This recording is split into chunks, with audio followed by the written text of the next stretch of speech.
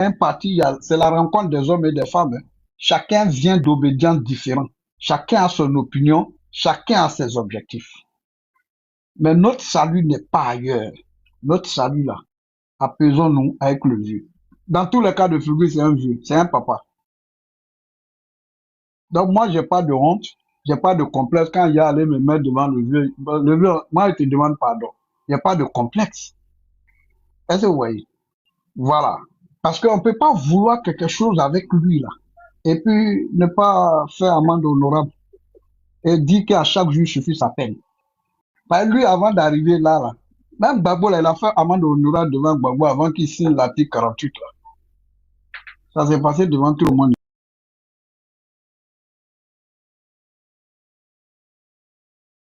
Demain, c'est ça, il vous dit aujourd'hui. Et je le dis pas, et c'est ça aussi le rôle d'un intellectuel. C'est de dire les choses telles qu'elles sont.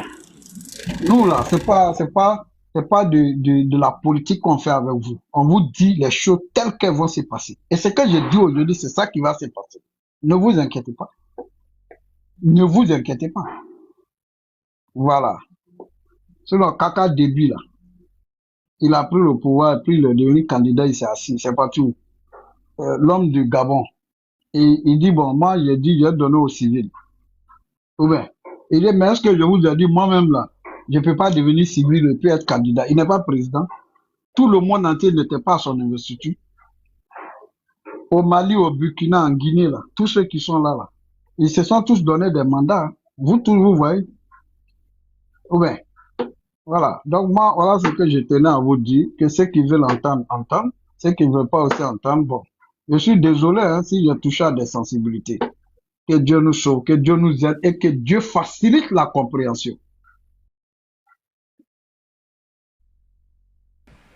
Merci. Lamine, tu étais en haut, je t'ai donné la parole, tu n'as pas répondu. Je sais pas si tu étais occupé ou quoi. Mais bon, après, je pensais que tu étais occupé. Lamine, refais ta demande. On t'apporte, on partage le live, s'il vous plaît. Ok. Qui n'a pas encore intervenu parce que on a beaucoup parlé sur ce. Oui. Ceux qui sont d'accord avec ce sujet-là, je pense que on va changer, on va passer à notre deuxième sujet pour que je puisse intervenir si possible. Mais connais Dem. Ouais, laisse-moi intervenir ici. Vas-y, interviens, vas-y. Voilà. En fait, c'était pour donner du moulin à ce que Padoua dit tout à l'heure. Parce que moi, il y a au moins 2 ans de cela, j'ai dit mot pour mot, phrase pour phrase à Jesse sur le palais de Yaka. Ça va faire au moins bientôt 2 ans. J'ai dit que Soro, ceux qui entourent Soro, c'est-à-dire que c'est eux qui sont les ennemis de Soro. Parce qu'ils vont rester là en train de donner du mauvais conseil au monsieur pour venir, c'est-à-dire que pour venir se retraiter, demander pardon au vieux. Il va rester dans ça. Si le vieux n'est plus, demain, Soro, c'est mort. Et ce que Parigo a dit, franchement, je le pense. Si Soro ne se retraite pas venir demander pardon, ce qu'il a dit, le propos qu'il a tenu en accord du vieux, franchement, c'est des paroles chez nous en Afrique, ça ne se dit pas. Laissons la politique d'abord 2 minutes de côté. C'est des paroles qui ne se disent pas à quelqu'un de son âge. Donc, quoi le problème que Soro va se retourner venir demander pardon au vieux? C'est quoi la honte là? C'est quoi? Ça quitte où dans ça? Il va rester dans ça si demain le vieux n'est plus là. C'est moi, hein? Parce que celui qui va venir là, il ne va pas regarder Soro 2 fois. Il ne va pas lui faire cadeau. Point rien. Donc franchement, j'ai pas grand chose à dire, mais franchement, c'est pour dire que ce que Parigo a dit, moi j'ai dit ça à Jesse. Moi, pour moi, phrase pour phrase, si je parlais de Yaka, il y a au moins 2 ans de cela. Mais voilà, ça aujourd'hui, c'est les pensées qui sortent. Donc, franchement, ceux qui sont aux alentours de Soro, pensez à ça. Pensez à ça. Dites à Soro, franchement, qu'il se retourne. Venez demander pardon, c'est sa maison. Il va, ça veut dire que le vieux va se calmer, il va ouvrir les portes et Soro va continuer comme rien ne s'est passé dans ce pays. Merci, Maneto, frère. Ok, Lucas, ok. Merci. Temsi, c'est maintenant qu'il a reconnu ta voix quand tu as commencé à parler là. Ok, Lucas. Fils d'un homme. Vas-y, voilà. Apporte de la parole à Thompson. Voilà, vraiment, avant de fermer ce chapitre-là, je tenais à vous dire merci. Moi, à ce moment-là, c'est que l'information que moi je veux vous passer, c'est que moi, je suis en train de réfléchir comment on va organiser des débats En fait, moi, j'ai envie de conjuguer les intelligences, quoi. Parce que moi, je suis quelqu'un de très curieux, j'aime apprendre. Il y a toi, Lucas, il y a Président Parigo, il y a le véridique. Vous êtes un certain nombre de personnes là, il y a envie de réfléchir, si un débat, et puis vous allez vous asseoir, vous allez vous battre dessus. Parce que c'est que à la fin de ces genres de débats là, la jeunesse ivoirienne va apprendre beaucoup. Donc, vous êtes mon combat à ce moment-là. Souvent même, il arrive que j'ai envie d'avoir des débats contradictoires même avec vous. Mais c'est difficile parce que vous êtes toujours cohérent. C'est ce qui me fatigue en ce moment. Souvent, moi, j'ai envie de faire clash avec vous, mais je n'arrive pas. Donc, je voulais dire ceci. Vous savez, c'est bon d'aller à l'école. C'est bien d'avoir des diplômes, mais c'est très important dans la vie d'être lucide et puis rationnel.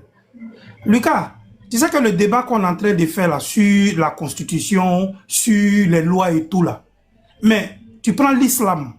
Il y a ce qu'on appelle la charia dans l'islam. La charia veut dire quoi? Les lois islamiques. Est-ce que tu m'entends, Lucas? C'est-à-dire, dans l'islam, on a ce qu'on appelle la charia, qui veut dire la loi islamique. Mais dans cette loi islamique-là, il y a aussi des jurisprudences. Je te prends un exemple tout court, tout bête, et puis je vais te poser la question devant tout le monde ici. Lucas, dans l'islam, il y a une sentence qu'on appelle la lapidation, par exemple. On dit quelqu'un qui est marié et qui commet l'adultère, c'est-à-dire tu es marié, hein, et puis tu commets l'adultère, on doit te battre à mort. Tu comprends ce que je dis? On doit te lapider à mort, pardon, la lapidation à mort. C'est écrit. Sauf qu'il y a des conditions pour l'application de cette sentence-là. Lucas, demande-moi c'est quoi l'application, et puis je vais te poser la question si c'est applicable. C'est quoi? Explique-moi, j'ai pas bien compris. Tu dis quoi? D'accord. C'est-à-dire que dans la charia, dans la loi islamique, il y a une sentence concernant l'adultère. C'est-à-dire que celui qui est marié, qui commet l'adultère, il doit être lapidé à mort. Est-ce que tu comprends? C'est une loi.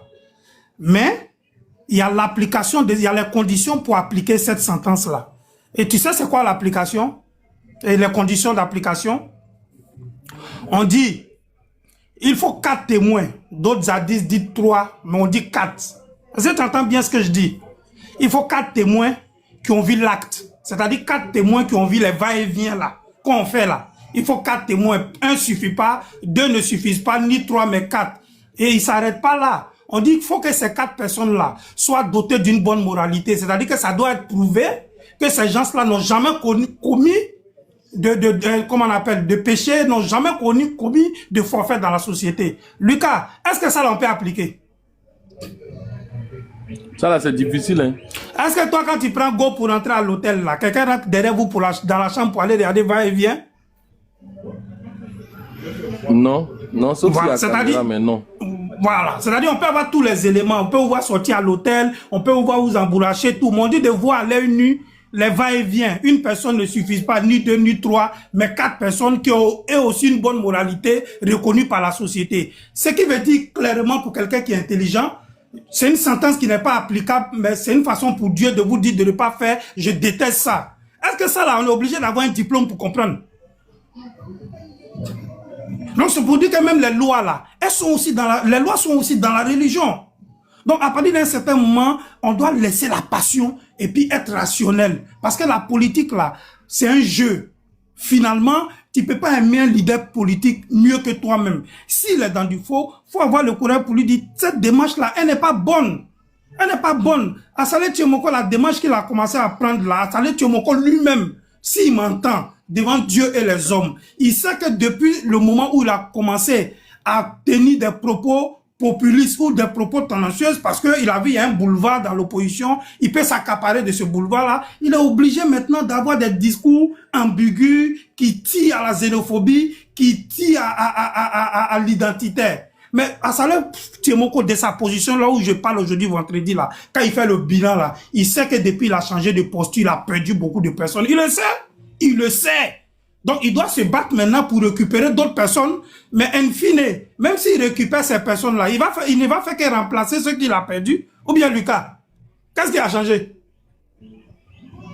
Alors que il aurait pu garder ce qu'il a et puis chercher aussi à gratter un autre électoral, mais sauf qu'il devait avoir le bon discours, mais il n'a pas voulu rester dans la cohérence. Et aujourd'hui, il en paye le prix et il ne sera même 0,1%, il ne va pas avoir aux élections. Il ne peut pas.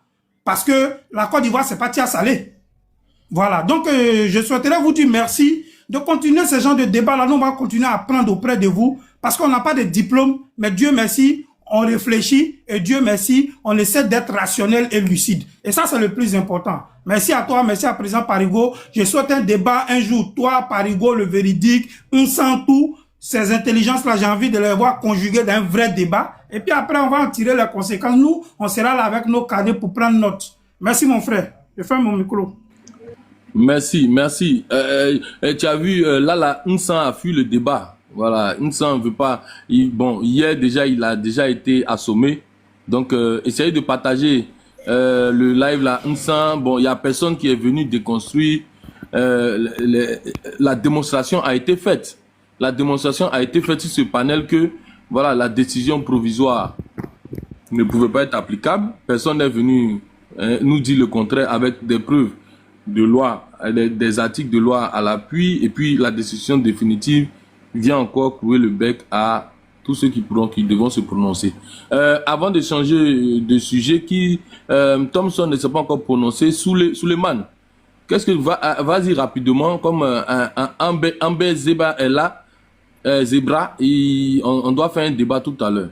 Donc vas-y rapidement et puis on fait le débat. Ok, merci beaucoup. Il faut dire qu'il y a longtemps que je suis sur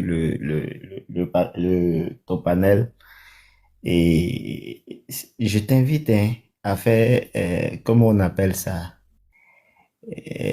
un troisième thème sur la brèche ou bien, comment on appelle, l'ouverture de président Parigo, qui est que quelle chance ou bien quel destin pour Monsieur Soro Guillaume au cas où le président Ouattara ne remplit pas pour un 4e mandat. Il faut le faire, il faut le mener. Et surtout quand la brèche vient, comme on appelle ça, quand la pêche est tendue par quelqu'un de GPS vraiment. Et j'ai voulu intervenir parce que ce qu'il a dit, c'est absolument vrai. Au point où nous, chez nous ici, au nord, d'autres même n'arrivent pas encore à croire au fait que le fils et le père sont dans un discours. Dans la mentalité, dans le subconscient des vieux, c'est un film. Et tel que Parigo l'a développé, si les gens ne font pas véritablement un repenti, ne reviennent pas réellement à la raison, et que le vieux ne remplit pas pour un autre mandat, et que ça reste en l'état, ça sera impossible. Ça sera difficile, voire impossible pour M. Soro de faire long feu dans la politique et de vraiment, comment on appelle ça, arriver à son destin présidentiel. Parce que il aura vraiment fait fausse route. Et il a fait fausse route à cause des radicaux qui l'entouraient. Et Dieu merci, s'il y a des personnes qui commencent à avoir la lumière et qui commencent à le dire, mieux vaut saisir cette pêche-là et commencer à faire ce repentir qui est nécessaire et qui est vital. C'est sur ça que je voulais me prononcer. Merci beaucoup. Merci. Thompson, tu ne t'es pas encore prononcé rapidement. Non, je vais me prononcer. Alors, merci le frère Suleiman. Franchement, tu as été laconique et limpide. J'ai aimé ce que tu viens de dire. Et tu sais, Lucas, moi je pense que ce sujet-là, j'étais en bas sur le panel de John hier. Vous êtes prononcé là-dessus. La Cour africaine des droits de l'homme a donné son verdict définitif. Alors, quel que soit le verdict, quelle que soit la décision, mais ça ne va pas impacter la décision de nos justices. Tu comprends ce que je veux dire? Donc, les gens disent que oui, avec ce qu'on a vu, les militants de RHDP sont en train de jubiler, ils vont dans tous les sens. Même si cette décision était favorable pour Laurent Gbagbo, franchement, pour moi, ça n'a aucune importance.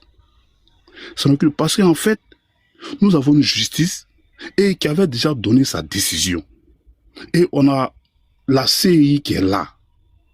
Et on sait très bien et la décision de la CEI, ceux dont les noms se trouvent sur la liste électorale, on les connaît. Donc ceux qui seront candidats, on les connaît. Donc moi je pense que franchement, c'est une décision pour moi qui ne va pas impacter nos décisions nationales. Alors je vais venir sur le propos de Parigo. Vous voyez, le grand frère est descendu. Franchement, j'ai aimé la position de Parigo. Pourquoi? Parce qu'en fait, aujourd'hui, le grand frère Parigo s'est posé beaucoup de questions. Et il s'est dit que et dans la vie, là, il faut penser à soi. Lucas, tout ce qu'on fait dans la vie, oui, tu peux épouser l'idéologie d'un leader politique. Je suis parfaitement d'accord. Mais la première des choses, il faut penser à soi. Même si aujourd'hui, moi je touche du bois. Si Soroki Baforo Guillaume est président avec le Côte d'Ivoire, ou Assali Tchoumokou, Laurent Gbagbo, et que moi, mon leader est en exil, moi, là, mon leader, là, je ne vais pas le suivre. Parce qu'il sait très bien qu'il fait la politique, d'abord, tout simplement, pour ses intérêts personnels. Après, l'intérêt supérieur vient en deuxième position. Donc, de ce point de vue-là, et moi, je ne vais pas suivre aucun leader politique. Parce qu'en fait, nous sommes en politique. Ils sont tous pareils. Mais il y a d'autres qui sont mieux. Il y a beaucoup qui sont mieux. Et c'est ce que je voulais dire à mon frère Parigo. Mais il est descendu. Franchement, il a appliqué ce que je vais appeler ici la mécanique de la conscience. Erreur, surpassement et intégration. Alors, aujourd'hui, il s'est dit, oui, voilà ce que j'ai fait hier, mais je sais qu'il est en train de regretter. Mais il n'est pas encore tard. Il n'est pas encore tard. Il peut rentrer en Côte d'Ivoire et lui-même, il est très intelligent. Il peut participer aux jeux politiques. Et voilà, il peut créer son mouvement comme tu l'as fait, Lucas. Donc moi, je pense que suivre un homme politique en exil, franchement, je me demande, mais qu'est-ce qui n'a pas marché dans l'esprit même de nos grands frères qui font cela? Moi, je n'arrive pas à comprendre. Bon, franchement, bon, chacun fait ce qu'il veut. Voilà, Lucas, c'est ce que je voulais dire. Bref, je m'arrête là. Lucas, pardon, moi je veux une seule minute ou bien 2 minutes par rapport à tout ce qui s'est dit tout à l'heure. Vas-y. Et moi j'écoute tout le monde, j'observe. Et je vois que dans l'ensemble, des gens veulent que Soro Guillaume demande pardon pour que sa condamnation ou les faits qui lui sont reprochés soient effacés. Est-ce que nous ne sommes pas en train de faire une erreur de communication? Nous ne sommes pas en train de dire que, oui, et quand on va dans le fond du sujet, sa condamnation n'était pas légale. Ça veut dire que sa condamnation est purement politique. Parce que quand une personne est condamnée, parce qu'il a pu acquérir un bien illégalement au profit de ce qui aurait été spolié sur la tête des Ivoiriens. Je pense que c'est sur des faits juridiques qu'il a été condamné. Mais quand vous prenez son cas et que vous reliez ça au pouvoir du chef de l'État, ou bien au pouvoir d'un chef de parti politique,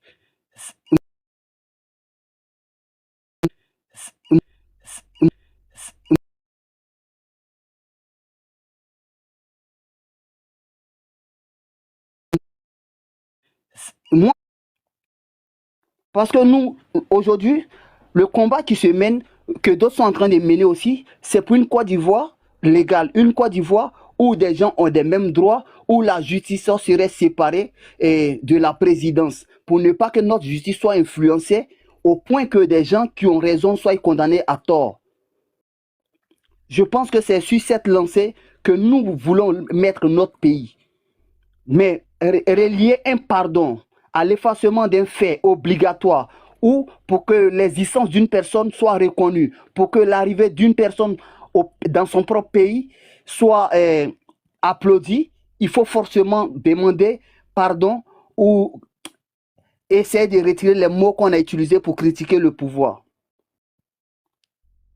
Je ne sais pas comment est-ce que vous m'expliquez ce que vous êtes en train de dire. Je peux. Moi, je voulais poser une motion. Ok, bon, monsieur Suleiman, vas-y. Ok. Je pense que dans le déroulé du président Parigo, il a été clair. Nullement, il n'a parlé d'effacer des peines ou quoi que ce soit. Mais c'est l'après-politique, l'après-Ouattara sur la vie politique. Vous regardez aujourd'hui, on condamne, la justice condamne Joël Nguessan, qui a été porte-parole du RHDP. C'est une application stricte de la loi. Et ça démontre la séparation des pouvoirs. Le RHDP n'intervient pas. Ça démontre la séparation des pouvoirs. On ne demande pas à Soro de venir demander pardon pour que ces peines soient effacées. On dit simplement, après Ouattara, il faut laisser quelque chose d'assez positif. Il faut que le vieux puisse laisser quelque chose d'assez positif de toi pour que tu puisses prendre la relève. C'est ce qu'on dit. Et même pas que la relève, pour que d'autres puissent abandonner le RHDP pour te suivre. Parce que tu as besoin de ce cutus-là, ou bien tu as besoin de cette bénédiction-là pour faire. Parce que après l'arène politique sera très rude. Et ceux qui vont venir là ne se feront pas de cadeaux. Et si tu rentres par la petite porte, ça sera très, très, très, très difficile pour toi. C'est ce qu'on dit. Nullement il est question, le RHDP, le pouvoir RHDP aujourd'hui est en train de démontrer la séparation des pouvoirs. Je m'arrête là. Merci. Thompson, tu voulais parler, je ne sais pas. Président Parigo en bas, mais je n'arrive pas à le faire monter. Président Parigo, est-ce que... Il faut lui dire de faire sa demande. Président Parigo, fais ta demande parce qu'il est en bas, je n'arrive pas à le faire monter. Tout à l'heure, il a dit je suis en bas, mais je ne vois pas sa demande. Lucas, je vois pas sa demande. Je réponds à Suleiman concernant la condamnation de Joël Nguessan. Vas-y. Joël Nguessan fait une interview où il dit clairement qu'il a les preuves, qu'il a dénoncé ce qu'on appelle la corruption dans le pays. Et que cette phase de corruption concernait le premier ministre d'alors, Patrick Achi. Avec lui, il aurait des antécédents. Donc si la justice condamne M. Joël Nguessan, peut-on parler de crédibilité ou de protection des personnes influentes dans le gouvernement? C'est la question que je veux lui ramener.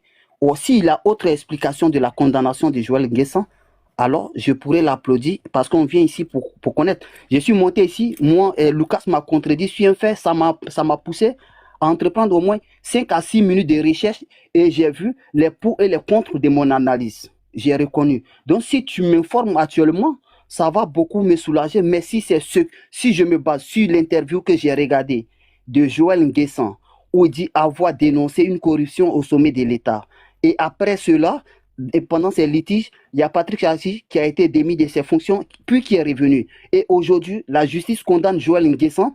Maintenant, la question que je te pose, si c'est cela, moi j'appellerais ça une protection des personnes influentes dans le gouvernement. Si ce n'est pas cela, tu me démontres aussi le contraire. Merci.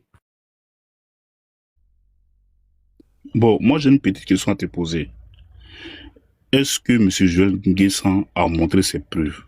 S'il a réellement les preuves, est-ce qu'il a montré, n'est-il pas en train de faire une diffamation? On se pose beaucoup de questions. S'il a réellement les preuves, aujourd'hui en Côte d'Ivoire, si tu as des preuves, un fait, mais tu vas exhiber ces preuves. On a plusieurs canaux pour exhiber ces preuves. Et toi-même, tu le sais.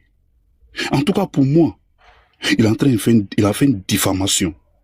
Mais si toi, tu sais que c'est pas une diffamation, mais toi aussi, tu es un homme, nous réfléchissons. Mais souvent, il faut approfondir la réflexion. Pourquoi lui, c'est un homme politique, M. Joël Nguessan, n'a pas pu exhiber ces preuves dont il parle? Pourquoi? Moi, je te pose la question.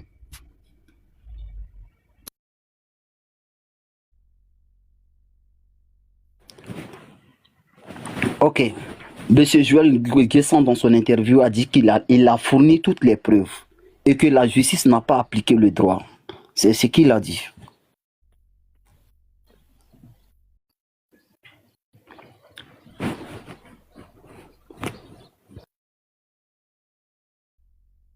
Bon, moi, je pense que tu ne réponds pas à la question.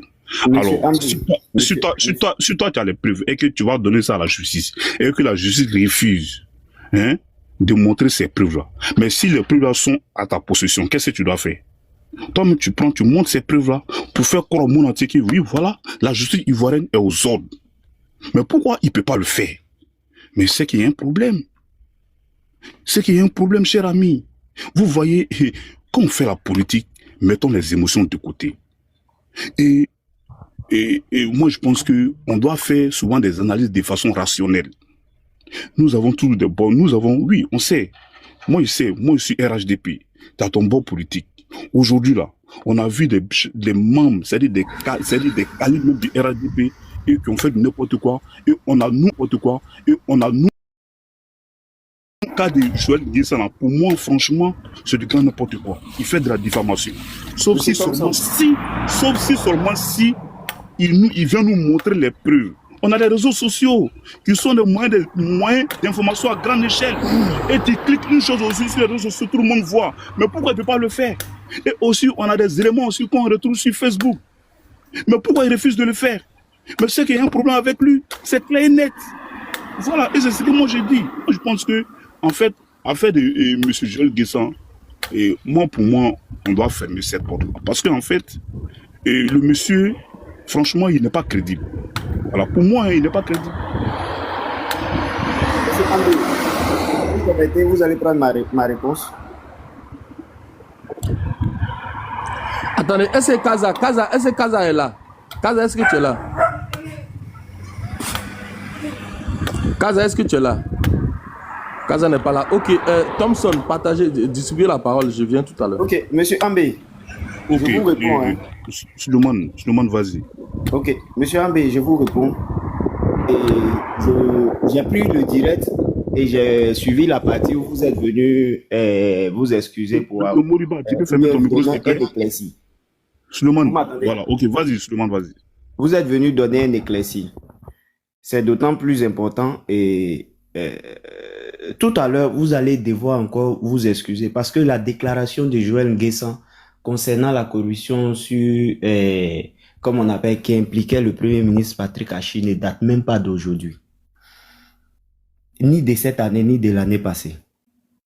C'est quelque chose qui a bien existé, mais pour lequel il n'a été inquiété nullement. Ce qui lui vaut condamnation ces temps-ci, c'est une déclaration qui a été faite, ou du moins qui a été publiée le 18 juin 2025. Et voilà les propos qui lui vaut interpellation.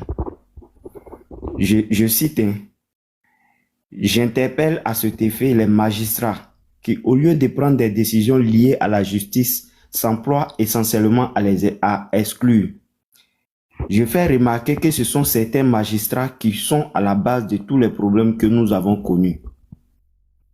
Mais n'oublions pas que l'origine de cette crise, ce sont les décisions prises par les magistrats. Chose que les magistrats ont estimée grave.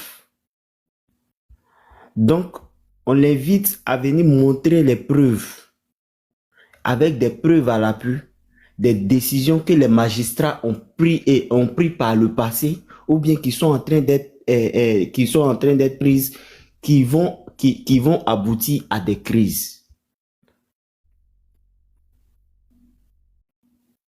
On ne mélange pas les choses, hein. C'est une déclaration faite le 18 juin, lors de son interview, ou bien de sa déclaration, qui lui vaut. Et là, c'est pas l'État contre Joël Guessant, c'est les magistrats contre Joël Guessant, qui l'invite à donner des preuves de ce qu'il avance. On est dans un état de droit, la liberté de parole existe, mais la liberté de parole ne veut pas dire accuser pour accuser. Donc on t'interpelle si tu montres les preuves porte plainte et puis ça sera réglé. Mais si dans le cas contraire, si tu peux pas, c'est de la diffamation et la diffamation est punie par nos textes.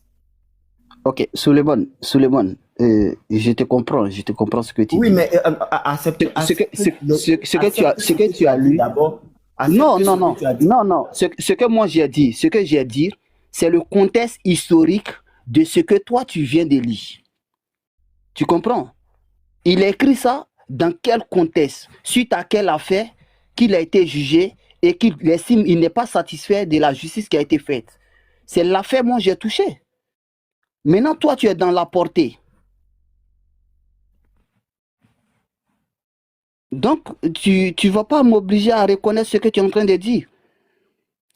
La source de ce qui l'a motivé à écrire, à faire cette dernière publication que tu lis, c'est quoi?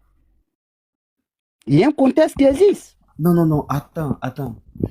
Les déclarations, quand elles diffament, celui qui se sent diffamé est petit. Mais par contre, dans la loi, je ne suis pas juriste, je ne maîtrise pas, mais pour ce que j'arrive à lire ici et là, c'est que quand il y a un premier jugement qui est rendu et que tu n'as pas tenu satisfaction, tu peux faire recours. Tu peux faire recours à plusieurs, ça à plusieurs niveaux. Je ne vais pas prononcer quelque chose pour me tromper. Ça à plusieurs niveaux. Et Joël Nguessan est plus sachant que moi qui suis en train de dire. Voilà pourquoi il est arrivé à ces hautes fonctions. Et quand on finit de dire ça, on ne vient pas diffamer.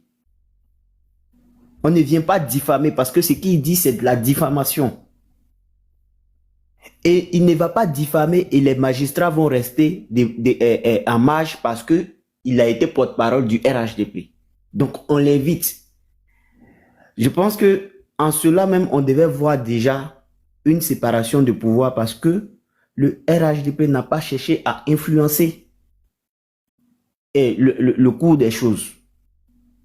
Maintenant, qu'on veuille prendre encore ça, pour dire qu'on est en train de faire un règlement de compte en interne, mais à quel moment, c'est ce que il y a quelqu'un qui était monté pour déconstruire Lucas et qui a plutôt félicité.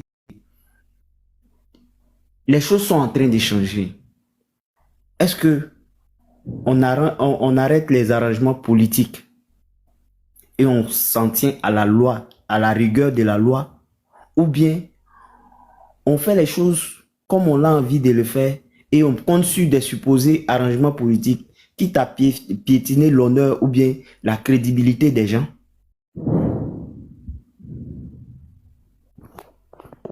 Je vais m'arrêter là. Ok, monsieur Suleiman. Monsieur Suleiman, vous avez compris, hein? Mais moi je vais dire aussi, je vais placer un commentaire et puis je donne la parole à monsieur Moriban. Vous voyez, aujourd'hui là, on ne peut pas rester dans les arrangements politiques de façon perpétuelle. Non, à un moment donné, il faut mettre fin à ça et il faut mettre en place qu'on appelle une politique vertueuse, vous voyez. Et c'est ce que nous voulons faire en Côte d'Ivoire. Et aujourd'hui, le président Ouattara, on sait qu'il est déjà vieux. Il veut laisser au moins une bonne image de la Côte d'Ivoire. Vous voyez, et c'est clair. Donc, arrangement politique, arrêtons ça. Et tout ce qu'on sait, il y a quelque chose qu'on sait aujourd'hui en Côte d'Ivoire. Et il y a ce qu'on appelle la séparation des pouvoirs. Et le président Ouattara ne peut pas interférer dans le pouvoir judiciaire. Et lui-même l'a dit. Et il est le chef de l'exécutif. Ça le met en mal même, c'est-à-dire d'interférer dans le pouvoir judiciaire. Il ne va pas le faire. Et lui-même l'a dit. Il ne va pas le faire.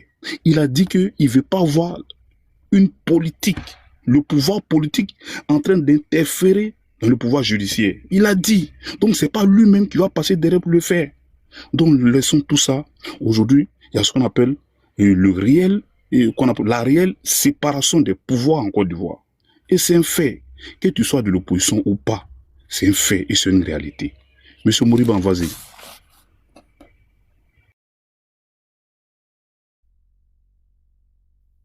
Bonsoir d'abord tout le monde. Je vais essayer de rebondir d'abord sur le problème de Soro Guillaume. Vous savez que ceux qui parlent de Soro Guillaume, là, il y a beaucoup qui ne connaissent même pas Soro Guillaume. S'il connaissait vraiment Soro Guillaume, on allait savoir qu'il a vraiment fait quelque chose qu'il ne fallait pas. Parce qu'il y a le problème du respect. Si ce n'est pas dans la politique, là, lui ne peut jamais s'asseoir devant le président pour dire du n'importe quoi. Nous, par exemple, on sait comment Soro Guillaume même est venu à la rébellion. Mais si déjà Soro Guillaume a fait tuer celui-même qui l'a fait venir à la rébellion, c'est que il y a des questions à se poser. Et comme l'autre a dit, c'est pas parce que Soro Guillaume n'est pas là qu'il va dire du n'importe quoi du président avec ce qui se passe. Si le président reste au pouvoir là, et que Soro Guillaume a disons, a la chance de pouvoir demander pardon, ça serait très bien pour lui.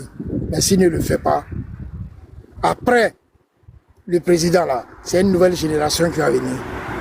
Et là, la nouvelle génération là, ils vont jamais tolérer à Soro Guillaume de revenir en Côte d'Ivoire pour pouvoir être ceci ou cela. Regardez un peu le problème de Thiam. Parce que quand tu regardes très bien le problème de Thiam, il a fallu qu'il attende que Bédié meure avant de vouloir se présenter. Et on a vu déjà tous les problèmes que ça créait en Côte d'Ivoire.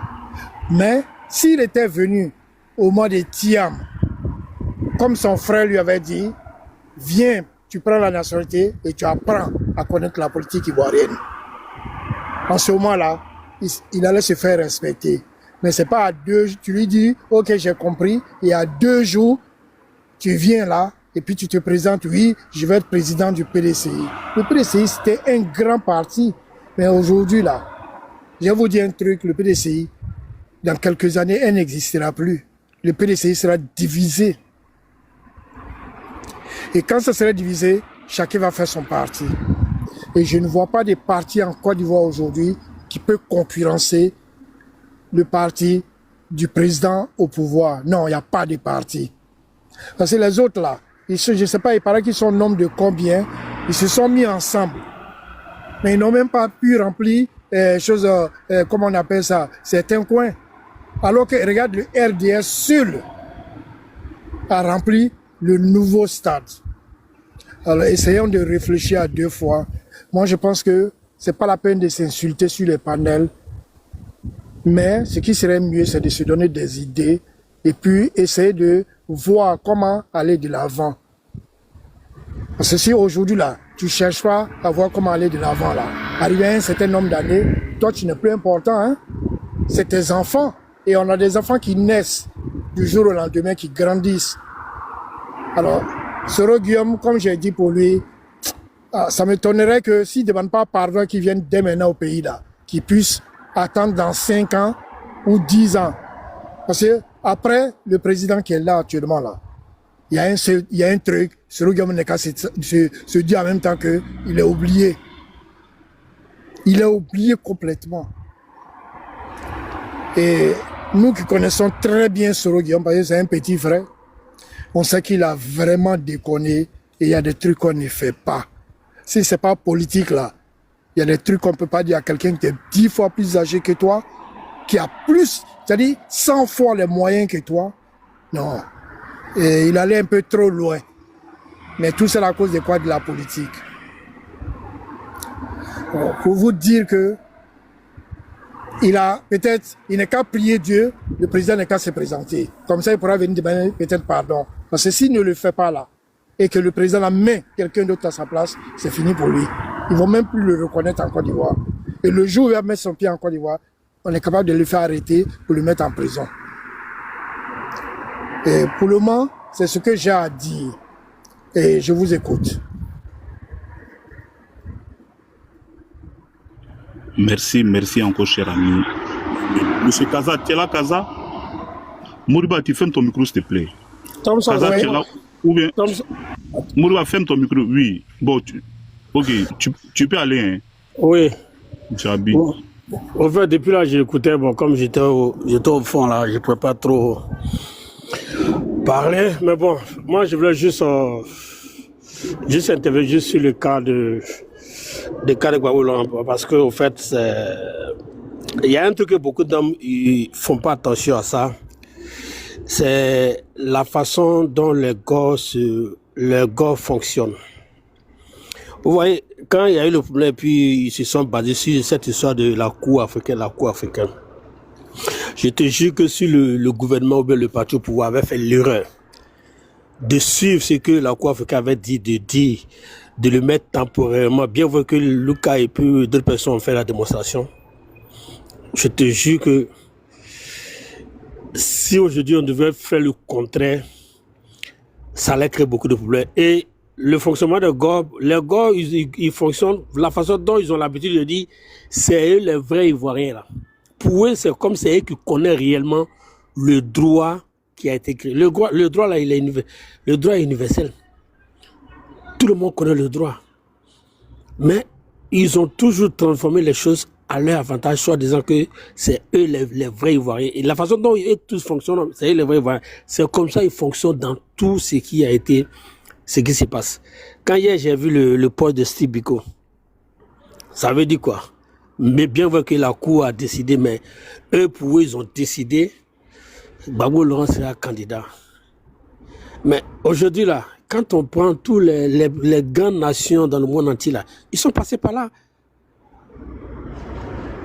Il faut respecter le droit. Moi je dis, vraiment, le président a fait un effort pour que cette année 2025 là, si on réussit à traverser ce cycle là, où tout le monde respecte la loi, ça veut dire que on est sorti de notre tohu-bohu en Afrique. Parce que mine de rien, on ne va pas passer tout le temps à faire des arrangements politiques. Et parfois, je me pose la question, quand les gens font ça pour dire, enfin, est-ce qu'un politicien est plus important qu'un citoyen lambda? Donc, ça veut dire quoi? Si tout de suite là, un politicien essaie de faire, par exemple, le VOL sur la fille de quelqu'un parce que c'est un politicien, on ne va pas le condamner. Non, à un moment donné, la loi n'a qu'à s'appliquer. Et parfois, c'est ce que j'ai tendance à dire. Si on veut dire parce que c'est les hommes politiques, on doit faire truc. Moi, je coupe plus court. Ouvrez tous les prisons. Et puis, on suspend plus de justice. Et puis, plus de prisonniers. Et puis, on fonctionne comme dans la jungle. Parce que si on doit toujours passer, c'est les hommes politiques. Mais c'est lui-même qui vole. Même 10 000 francs, à cause de 10 000 francs, on le met en prison pour 5 ans. Donc, ce dernier-là, il n'a pas le droit de pardon aussi. C'est pas un citoyen ivoirien aussi. À un moment donné, il faut que les Ivoiriens apprennent à être lucides. Et moi, ce qui me cœur, c'est que la plupart des gens qui fonctionnent, qui parlent de ces gens de comportement, c'est pratiquement les mêmes qui sont tous remplis en Europe ici. Ils sont ceux qui font ils sont en Europe ici là. S'ils commettent une gaffe là, ils vont aller demander pardon à la justice. Voici Marine Le Pen. Elle a coincé, avant qu'elle a demandé à Badra de se préparer. Et parfois, quand les gens sont là, non, élection inclusive. Inclusive, ce n'est pas un individu. On dit tous les partis politiques. Mais si quelqu'un est condamné qui ne peut pas être candidat, mais est-ce que dans le parti, il n'y a pas d'autres personnes? Ou bien on est plus intelligent que tous ceux qui sont dans son parti, ou bien Thiam est plus intelligent que tous ceux qui sont dans son parti. Et je vais juste faire digression sur le cas de Thiam. Son grand frère lui avait conseillé depuis le début. Si vraiment, parfois je me dis, il ne suffit pas d'aller à l'école, mais il ne suffit pas d'être intelligent à l'école, qu'on est intelligent dans la vie. Parce que si vraiment il était intelligent, il allait rentrer très tôt pour régler tous ces trucs. Et puis aujourd'hui, là, on n'avait pas discuté. Et même malgré qu'aujourd'hui, il est coincé là. Mais il peut attendre. S'il y a RLE, il y a députation peut-être en mars prochain. S'il est sûr de ce qu'il fait, il peut poser la candidature comme député à Yamsoko pour être dans l'arène maintenant pour pouvoir combattre. Mais est-ce que c'est forcé d'être président? C'est pas forcé. C'est pas parce que tu es intelligent, mais tu as été major, comme toi-même tu le dis, que c'est forcé, tu dois être président de la Côte d'Ivoire. Non, la Côte d'Ivoire n'appartient pas à vous, parce que je suis petit fils de Fouboï. Mais il n'est pas ce petit fils. Mais les enfants de Diom, alors, les enfants de Fouboï, là, eux aussi, les petits enfants de Fouboï, là, ils peuvent dire, bon, eux, ils sont célèbres, grands-pères, donc ils vont être présidents aussi. À un moment donné, les gars, ils arrêtent, au fait. Maintenant, bon, pour le cas de Soro, moi, je ne parle pas de Soro parce que je prends Soro et puis Blé Goudé, je les mets dans la même assiette parce que je l'ai dit. Je dis ceux qui sont à Goudé, derrière Soro et Blé Goudé, moi, je prends simplement, je dis même, c'est de la médiocrité. Aujourd'hui, on présente comme Blé Goudé, comme Soro Diom, comme des gens comme ça qui vont venir diriger la Côte d'Ivoire.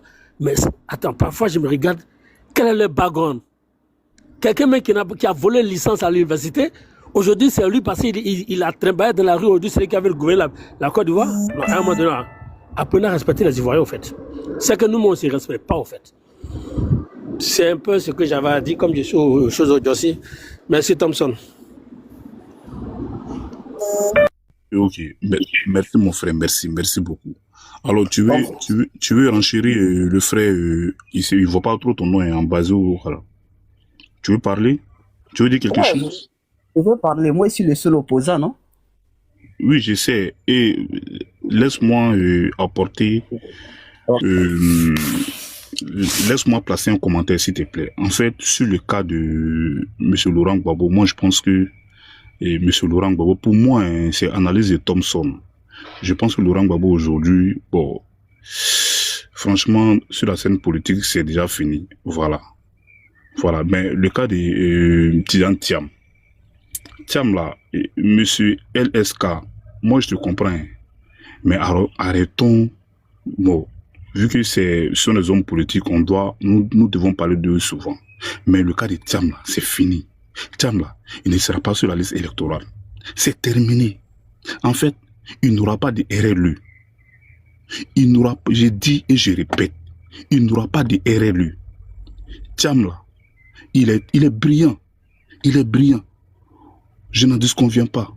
Je respecte son parcours académique, son parcours professionnel. Moi, je respecte cela. Mais d'un point de vue politique, Thiam n'est pas encore prêt. Qui part se former en politique. Et c'est ce que j'ai dit. Et Thiam que vous voyez là, c'est-à-dire, il bénéficie même, qu'on appelle du fruit même du combat du président Ouattara. Parce qu'en fait, si l'article 35 hésitait là, Thiam là, il ne serait pas là.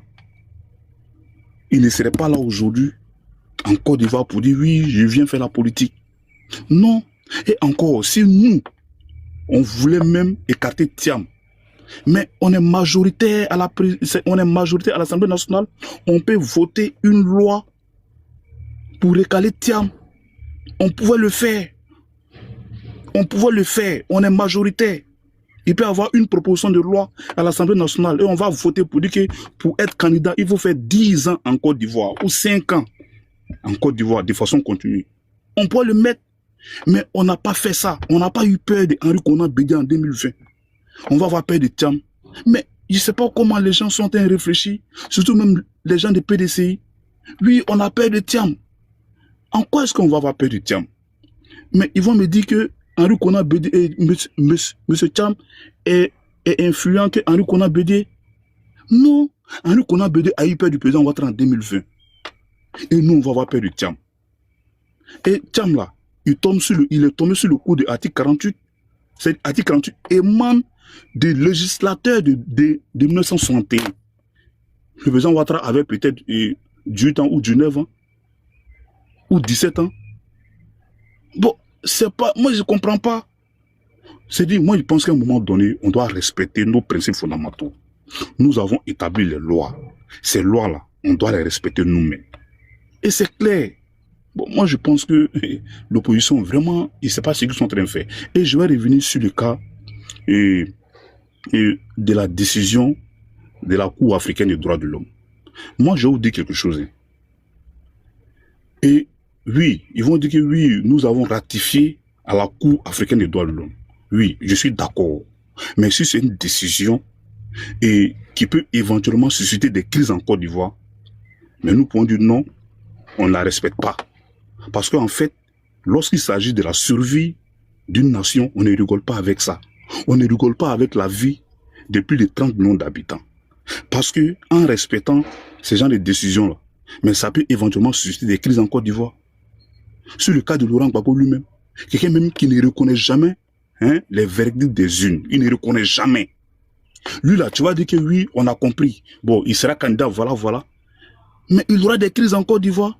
Il y a eu des crises en 1990, il était là. C'est-à-dire en 2000, il était là. En 2010, en fait, lui-même, à chaque mois, à chaque moment, à chaque fois, il participe au jeu électoral. Il y a toujours des crises.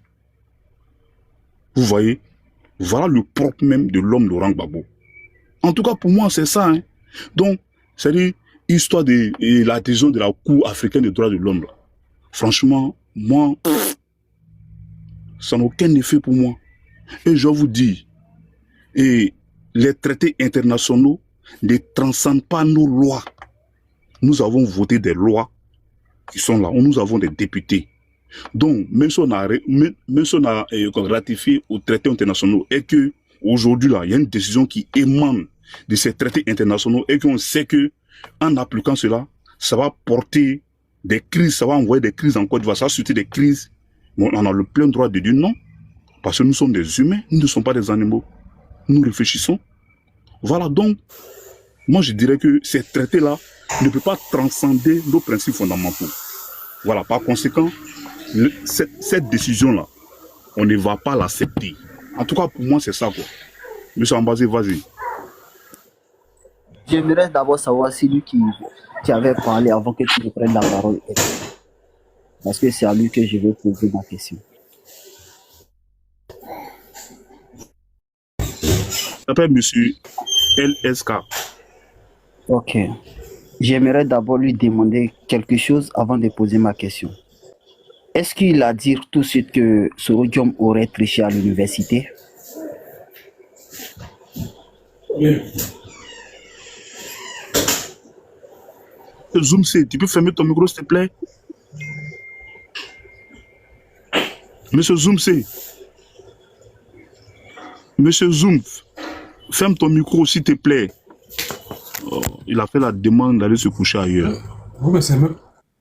Ok. Voilà. Et Thompson, c'est ce que j'ai dû entendre ça, mais je ne sais pas si réellement c'est ce qu'il a dit avant de poser ma question. Oui. Il a dit ça. Et quand il parlait, j'ai entendu que Soro Diom ne peut pas diriger la Côte d'Ivoire parce qu'il aurait triché à l'université. C'est ça? Oui, il ne sait pas. Il ne sait pas s'il a dit Soro Diom ou Blé Goudé, il ne sait pas. Lui-même, là, il faut lui poser la question. Non, ok. C'est la question que je vais poser d'abord, pour ne pas... Parce que toi-même, déjà, tu dis, tu ne sais pas si c'est de Blé Goudé il a parlé ou de Soro Diom. Il parlait de Blé Goudé. Il parlait de Blé Goudé. Il ne sait pas, il ne parle pas de Soro Diom. Oui, parce que nous sommes tous au courant de ce problème-là. Soro Diom, voilà, on connaît Blé Goudé. Ouais. C'est pas Soro Diom. Ok, dans ce cas, ma question n'aurait pas de sens. Donc, donnez la parole à quelqu'un d'autre, après je vais prendre la parole. Kaza, tu es là? Bon, monsieur Suleiman, vas-y. Hein. Ou bien en basé, tu peux aller comme tu es le seul opposant. Moi, je vais m'éloigner un peu. Non, moi, je pense que lui... Attends, oui. Le match se tient entre toi et moi. Hein, en baiser. Non, il n'y a pas de souci. C'est ça la Côte d'Ivoire. Voilà. Comment on appelle ça? J'aurais souhaité que tu apportes comment on appelle ça? Un éclairci quand même par rapport au cas Joël Nguessan et que tu reconnaisses que son interpellation ou bien sa condamnation là n'est pas quelque chose de l'État qui le condamne, mais plutôt les magistrats qui le condamnent. J'ai vu dans ton déroulé le fait que tu aies dit que non, c'est moi je suis sur la cause. Et lui, il défend des effets. Maintenant, les effets n'ont pas été à la hauteur de ses attentes. Donc, il a fait des dénonciations qui ont abouti à une cause. Donc, je veux que tu éclaircisses ça parce que à un moment, il faut qu'on soit honnête envers nous-mêmes quand on fait les débats et qu'on reconnaisse, on sache faire la part des choses. Spéculation, ça s'arrête qu'au niveau des spéculations et ça va pas loin. Okay. Condamnation, comme on appelle diffamation, il faut qu'aussi, quand on fait la diffamation, on puisse aussi donner le droit à celui qui s'est senti diffamé de porter plainte et de se faire poursuivre. Et toi qui es l'auteur des diffamations, puisse apporter des preuves de ce que tu as avancé aux yeux de toute la nation. Parce que aussi, quand la plainte va venir, ça sera aux yeux de toute la nation aussi. Ok. Tu sais, les questions juridiques, un peu, c'est l'interprétation un peu complexe et chacun mène son analyse quand il s'agit d'un contexte. Maintenant, comme la personne en question a dit que il a les preuves, on attend dans les temps pour voir où ça va aboutir. Maintenant, comme je ne peux pas à chaque fois revenir en arrière, je m'excuse à t'écouter quand même, mais je vais rebondir sur certains propos qui ont été dits. Voilà. Désolé, hein, désolé. Je sais que tu n'es pas satisfait de ce que je suis en train de dire, mais je me suis préparé le cerveau à répondre à certaines préoccupations et aussi à certains propos. Donc, c'est pour cela que j'aimerais pas trop revenir en arrière puis repartir. Tu es d'accord? Il n'y a pas de souci, il n'y a pas de souci. Il n'y a Ok, pas de souci. ok. Ok. Et j'ai entendu beaucoup de personnes parler pour dire que l'opposition ne fait pas le poids au vu de la manifestation qui s'est passée par rapport à la tenue du Congrès. Moi, je peux vous dire qu'on a vu plusieurs exemples en Afrique et plusieurs cas où des présidents en fonction ont rempli des espaces, ont mobilisé des personnes et pendant des manifestations et qu'on croyait que à part eux, même l'opposition ne pouvait même pas avoir de voix. Mais après cela, il y a des exemples précis qui sont là. Quand tu prends un peu le cas de Hosni Moubarak en Égypte, quand il lançait des appels aux manifestations, des gens qui sautaient, mais ça vaut des pays. Mais en retour, il a été renversé par une masse populaire. D'où sont sorties ces personnes qui ont renversé ce président? Donc, c'est pour dire quoi? Quand il y a les manifestations qu'on est au pouvoir, ce rassemblement ne détermine pas forcément que nous avons l'électorat. Il y a des gens qui viennent symboliquement. Oui, symboliquement, ça peut être une manifestation symbolique où on montre sa force, mais la vraie capacité de se mesurer, de se croire populaire, c'est dans les urnes. C'est dans les urnes. On ne peut pas seulement se fier à ce qui est apparent pour dire oui, comme nous avons mobilisé de telles personnes, avec tous les moyens possibles, on ne peut pas forcément dire que oui, donc c'est vu qu'on est populaire. Non, je pense que ça sera une erreur technique qui pourrait conduire peut-être le RADP à continuer de dormir sous son oreille, mais que de se mettre au travail encore plus. Voilà. Mobiliser des personnes au stade pour un président de la République, moi je ne vois pas de ce qui est étonnant. On a vu quand Laurent Gbagbo était au pouvoir, même sans lancer d'appel, sans mettre les moyens à la disposition du peuple, il ne serait-ce qu'un de ses leaders ou bien un jeune patriote comme Blé Goudé, qui se disait patriote en ce temps, ils prennent la parole pour dire Ivoirien de tous bords, tu es là manger, dépose ta cuillère et va dans la rue. Il ne serait que seulement par cette petite parole, on voyait que les rues d'Abidjan abondaient de personnes. Même dans les régions de la Côte d'Ivoire, des gens sortaient de partout. Donc, ici, mais au final, on a vu que aux élections, il n'a pas pu battre l'opposition. Donc, sur cette question, il y a beaucoup de choses à analyser.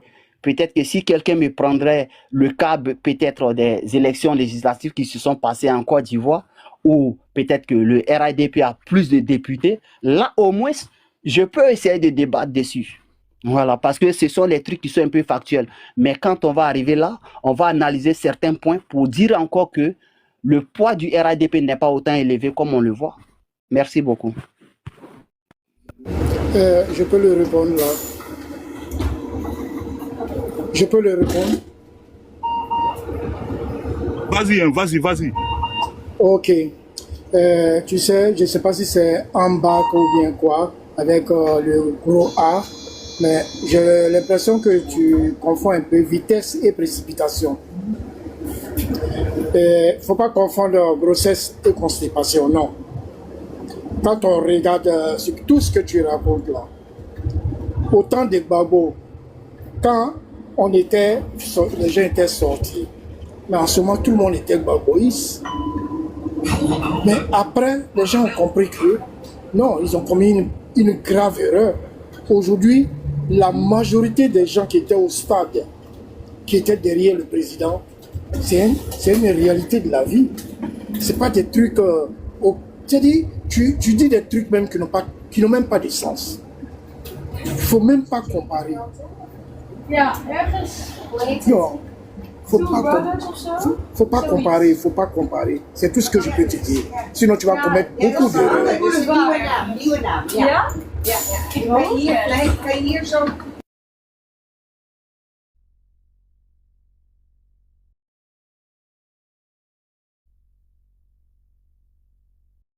C'était à qui la parole?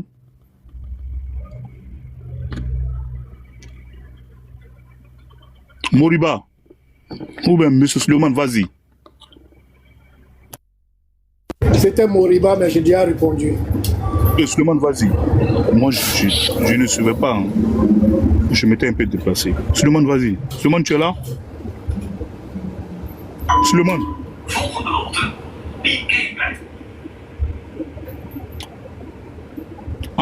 Ambazé, tu es là? Je suis là. Vas-y. Donc, il a estimé que mes analyses sont erronées et que tous ceux qui étaient au stade, moi, j'ai fallu... Bon. Breaking news. Ah, Breaking news. WhatsApp.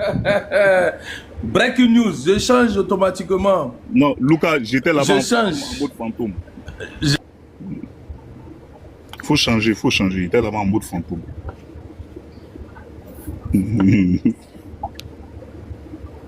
Breaking news. Attends, je cherche ça rapidement. Voilà. Breaking news. Et puis, je vais jouer rapidement. Et puis, on va écouter, nous tous nous qui sommes là, on va écouter. Donc, breaking news. On écoute, on va écouter la fin. Après, on va partir un peu vers le début. Et puis, on va revenir. Et puis, urgent. Breaking news. Ça vient de tomber. L'information est croustillante. Mais je Moriba, votre micro, à chaque fois, lui, il loue son micro. L'information vient de tomber. On va jouer ça ici. On va écouter ensemble. Breaking news. News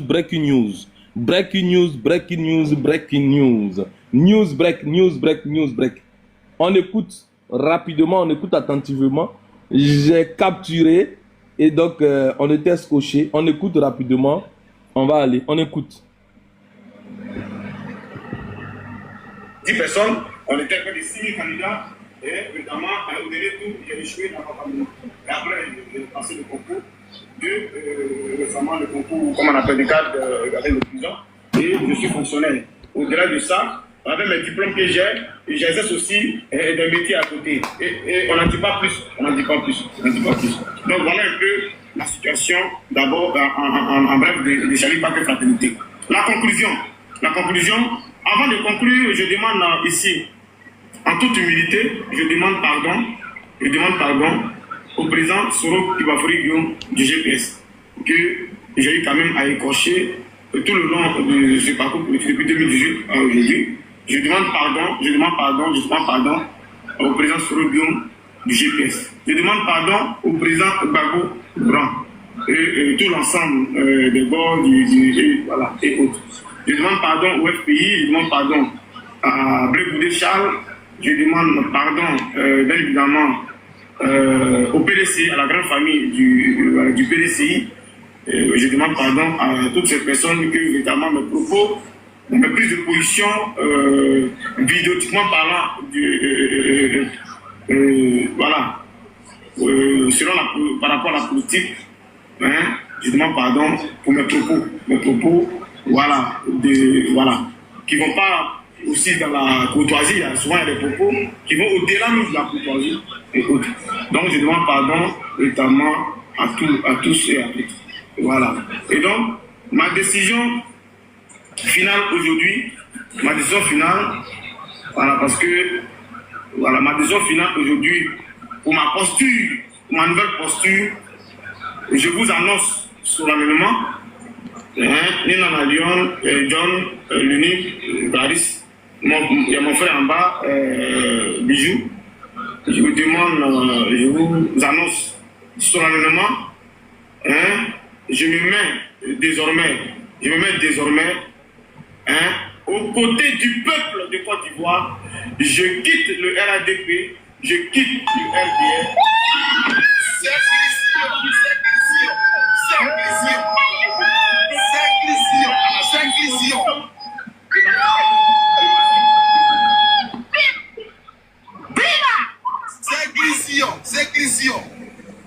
Aujourd'hui, ma décision finale, voilà, parce que voilà, ma décision finale aujourd'hui, pour ma posture, ma nouvelle posture, je vous annonce solennellement, Nina Lyon, John, l'unique, Clarisse, il y a mon frère en bas, Bijou, je vous demande, je vous annonce solennellement, je me mets désormais,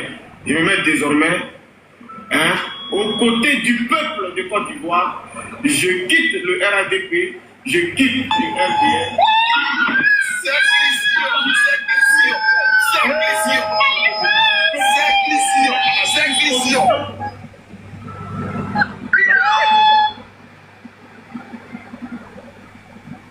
Il s'agit, voilà, des cœurs pour vous, et puis voilà. Voilà, je pensais recevoir des lionceaux avant de ma prise de parole, mais il n'y a pas de lionceaux.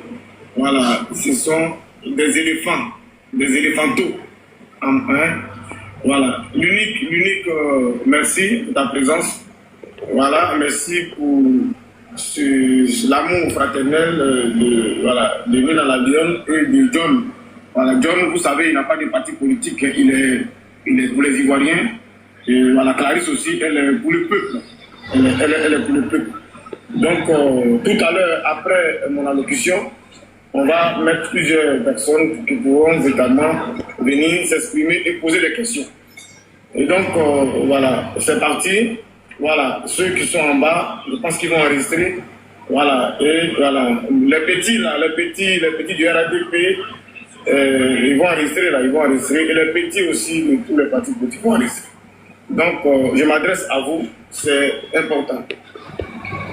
Ivoiriens, Ivoiriennes, chers compatriotes, il y a des moments dans la vie des hommes, des peuples et des nations où la conscience que notre destin collectif transcende la somme de nos individualités et nous impose de franchir les limites de nos égos personnels.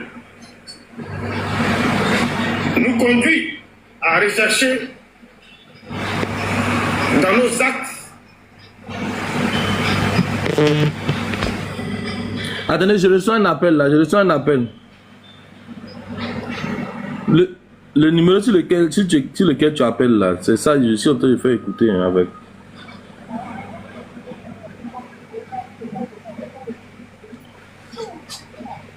Mais actuellement là c'est chaud. Charlie a quitté le RADP, c'est de jouer l'audio sur le panel. Mais tu peux monter sur le panel si tu es obligé de m'appeler. Bon, vas-y, dis-moi.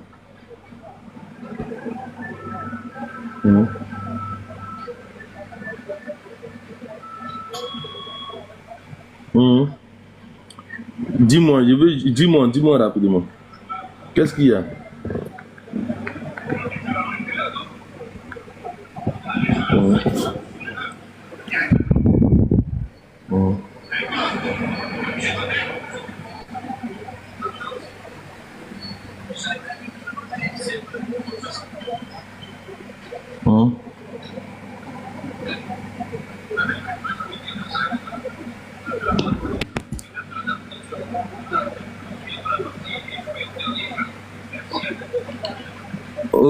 Ok, à tout à l'heure, ok, je te réponds tout à l'heure, ok.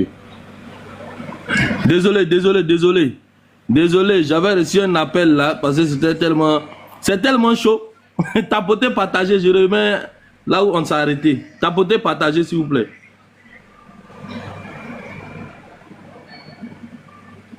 Cet impératif sacrificiel est partiellement ardent et nécessaire en cette période grave et imminente sur nos vies, nos libertés, nos droits civiques et politiques, en un mot, sur notre démocratie en Côte d'Ivoire.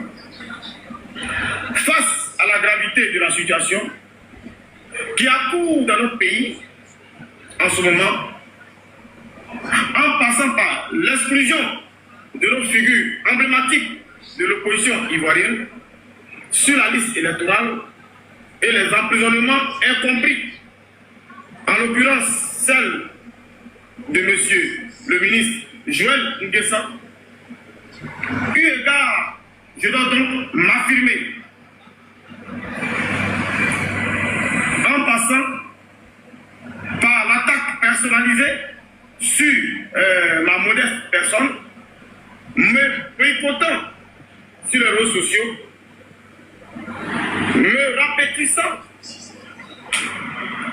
en toutes circonstances qui est matérialisée, manifestée par l'ingratitude vis-à-vis de mon combat que j'ai mené sur les réseaux sociaux depuis 2018 pour le compte du président de la République Alassane Ouattara. Cette ingratitude et méchanceté manifestée par des militants RDR sur ma personne depuis l'affaire.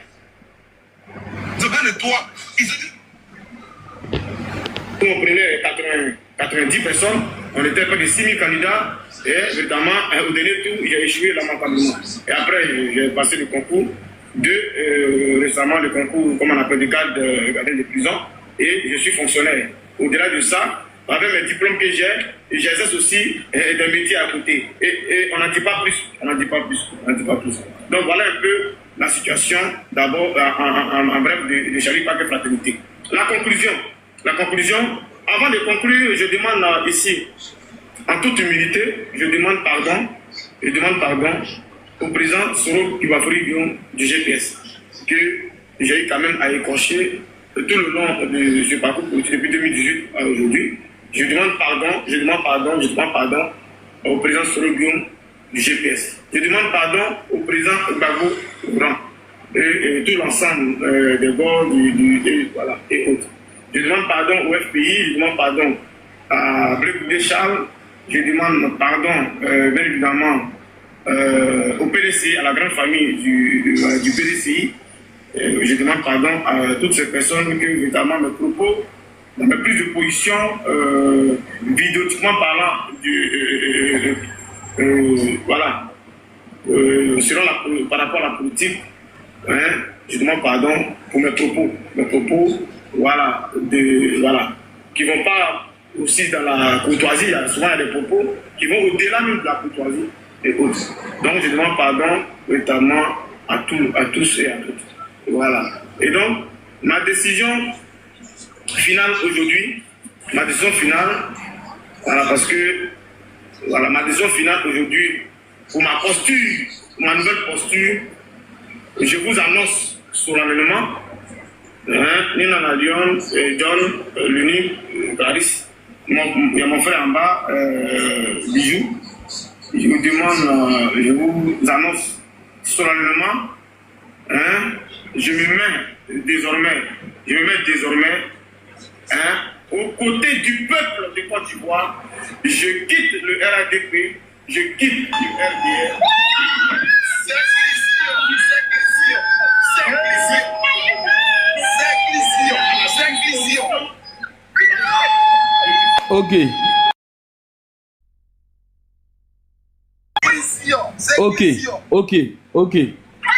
Ok, bon, l'information vient de tomber, je voulais vous informer. Je pense que je ne suis pas habilité à traiter ce sujet.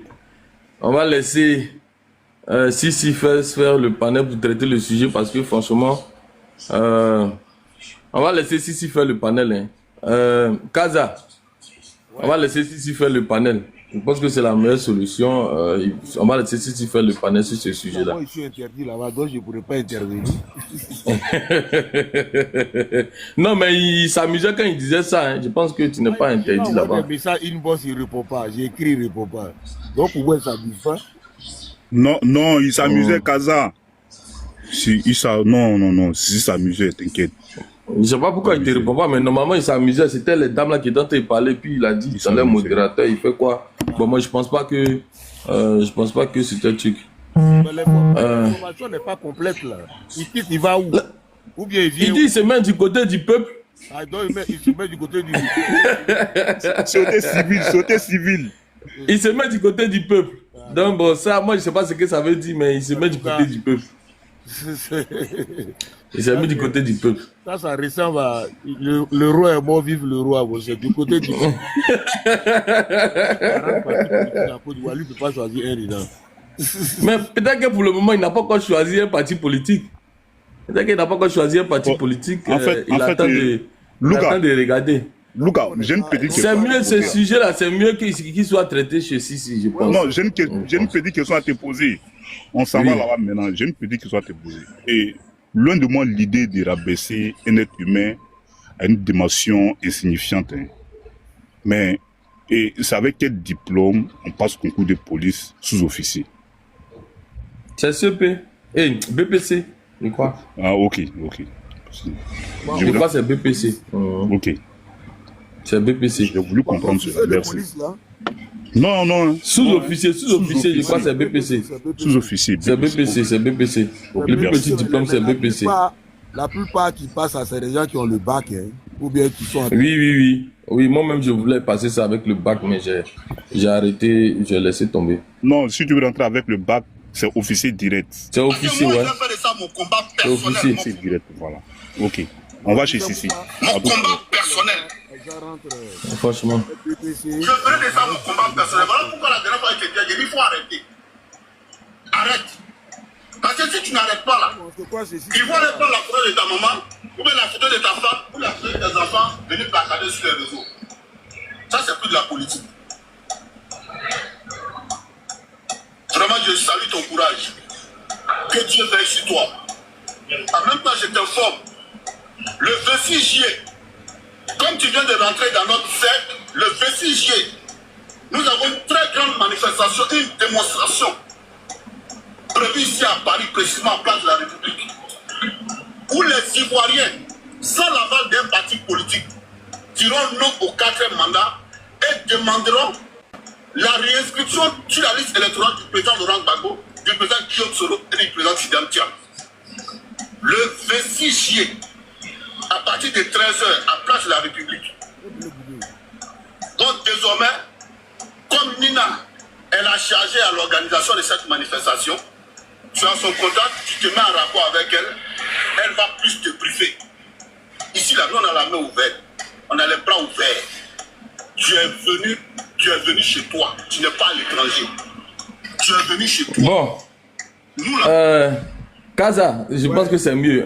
On va laisser Sisi traiter ce sujet-là, lancer le panel sur ce sujet, franchement, parce que moi, je ne sais pas quoi dire. Moi, bon, pour tout vous dire, lorsque c'est arrivé à un certain niveau, j'avais été contacté.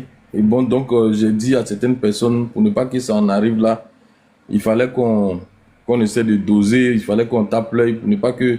J'étais informé de cela, mais bon. Après, bon, ce qui est arrivé, hein. Bon, il a décidé de partir. Bon, il n'y a pas de souci. Donc moi, j'ai pas grand-chose à dire. J'ai eu à échanger avec lui.